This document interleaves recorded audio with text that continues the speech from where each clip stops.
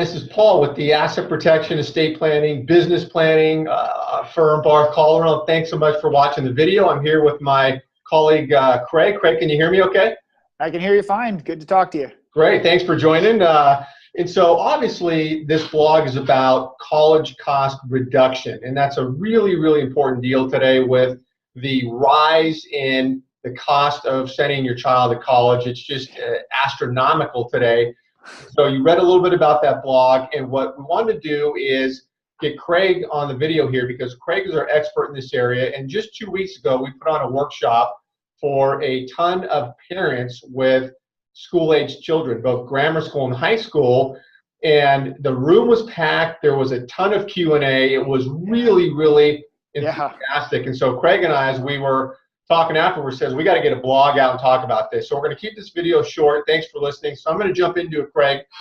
So one of the things I wanted to get across here, which I talked about in the blog, is the expected family contribution.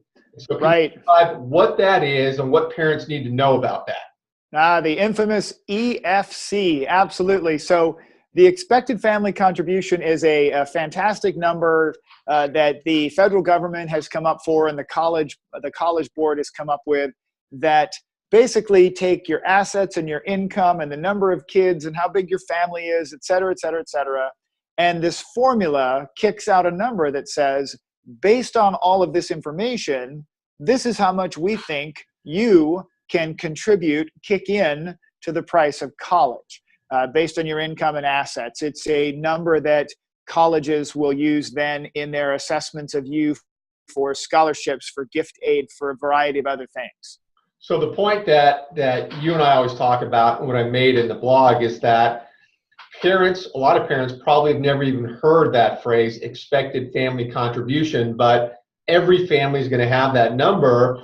And what you figured out, understanding this whole process of trying to get financial aid, is you figured out how to reduce that expected family contribution for families. So there will be more aid for them. Is that right? Is that what the focus is?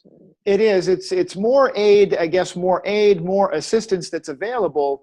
And it's the opportunity to handle all the numbers and all your assets correctly, being able to report accurately, but to report properly with the right structure means that you can actually effectively lower your expected family contribution. I mean, one family recently, they were about to send in their free application for federal student aid, the FAFSA form, and they had a major mistake. They were about to report their real estate incorrectly. There was a change that they could make that they did not know, and that one change, Paul, one change reporting that real estate correctly is over $130,000 a year savings over the course of 4 years of college for their daughter.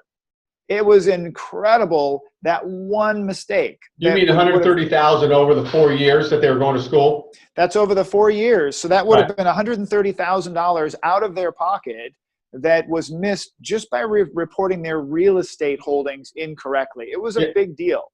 Yeah, so the point here, and I know that you talk about in your workshops, is parents need to understand this, what appears to be this Byzantine process of getting aid. They've got to understand it, take control, know how to avoid the mistakes, and that's what you're focused on. I know when you're meeting with parents, is really educating them on the process, understand the common mistakes that are made that will just kill them in getting financial aid and set them way back. And so you do these complimentary assessments for that. Yes. And a question I want to ask you in relation to that is, a lot of parents always say, well, you know, my income is pretty good, I have assets, there's no way I can get aid, so they don't even try. Is that the right way to look at that? Absolutely not. I mean, we had a situation like that, for example, with a husband and wife who had done a great job building a very healthy net worth, really healthy net worth. And they came to us, and come to find out, they were about to report their business assets. So they had built a very nice business together, but they were about to report their business assets incorrectly when they filled out their paperwork. And it would have eliminated any opportunity for gift aid and grants and things, it would have really impacted them severely. And yet, with just a few moments in the beginning of our assessment, because we talked about a lot more opportunity to help this couple who thought there was no way for them to get help, but just in the beginning of the assessment, I uncovered that right away, and we stopped that in its tracks. So we always tell, and that's interesting because parents just don't know, and there are some really unique strategies to take advantage of. I've heard you talk before about, for example, there's this common method of saving for college in 529 plans, but oftentimes you end up unwinding those because those can work against families. It can mean a negative outcome for you for your expected family contribution, increase that number. And so that's one of those things that you look at when parents are planning to help them understand all that. Absolutely. Yeah, that's a big misunderstanding. And the college savings conversation is really driven mostly towards that college 529 account. But people don't understand how that will impact them when it comes time to pay for college. And, one family recently, it was a $24,000 mistake, and it's easily solved, and there's definitely planning around it, and there's processes and a structure to it. But it's definitely not something to just assume that that's the right way to go. We always get into the assessment, and we'll do that. We'll run the numbers. We'll find out how it looks. Right. And there's a lot of money out there available for financial aid. What is the number?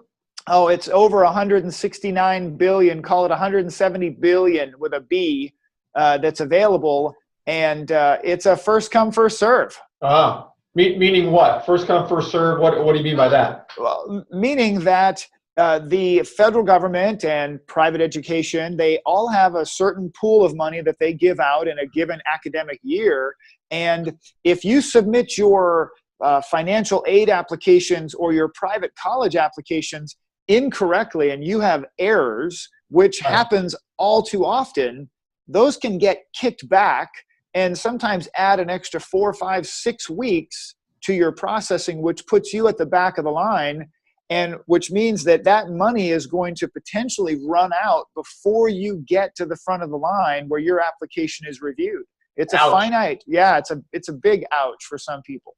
Yeah, well, I know that we want to keep this short and sweet. People are busy, and so I want to kind of conclude with this thought. Tell me if this is an accurate statement, that what parents have to understand is that it's a complicated process in getting financial aid. Yes. You don't have to be broke on the street in order to qualify for it. There's a lot of dollars out there, first come, first serve, and it's about making sure your assets are structured properly. You know your expected family contribution. Are there tools and strategies you can engage in to reduce it, and really take control of it? And I think, obviously getting with you and doing the complimentary assessment where you will tell, families that you're talking to exactly what their expected family contribution is and whether, they can reduce it or not. Is that a great, great way to sum it up?